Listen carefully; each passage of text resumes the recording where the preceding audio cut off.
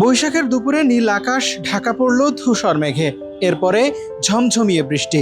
ইট পাথরের তপ্ত শহরে এই বৃষ্টি যেন অনেকটাই প্রশান্তি নিয়ে এলো।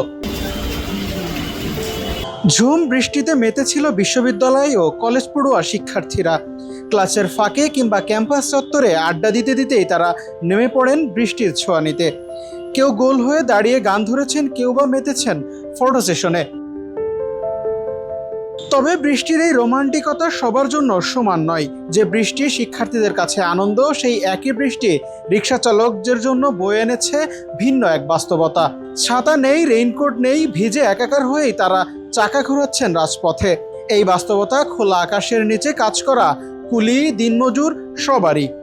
এরকমই চলে দিন কাজ যেরকম যায়, আর কোনোদিন ইনকাম হয় না। বৃষ্টির ভিতরে আর কি করা, বৃষ্টি তো এটা তো কেউ ঠেকাতে পারবো না। এই জন্য আর কি বৃষ্টির ভিতরে এরকমই চলা লাগে, কিছু করার না।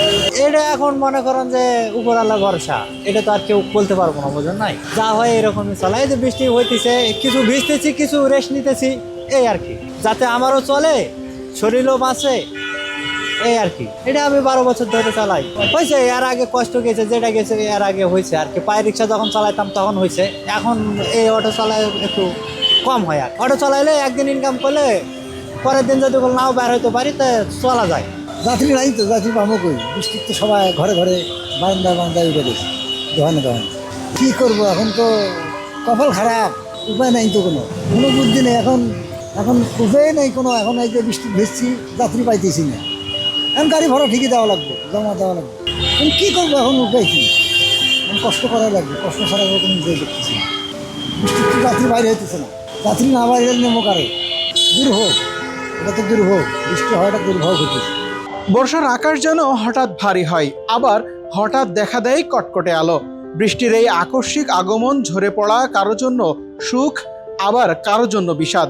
আকস্মিক বৃষ্টিতে ভোগান্তি বাড়ে সড়কে, অনেক স্থানে জমে যায় পানি, তৈরি হয় খানাখন্দ।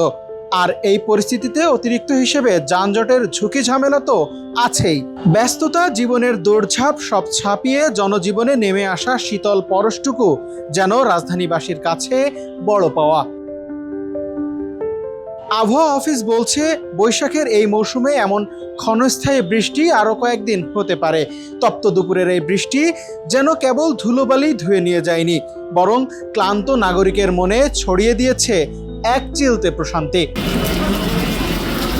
সাইমন মুবিন পল্লব, বাংলা নিউজ 24, ঢাকা।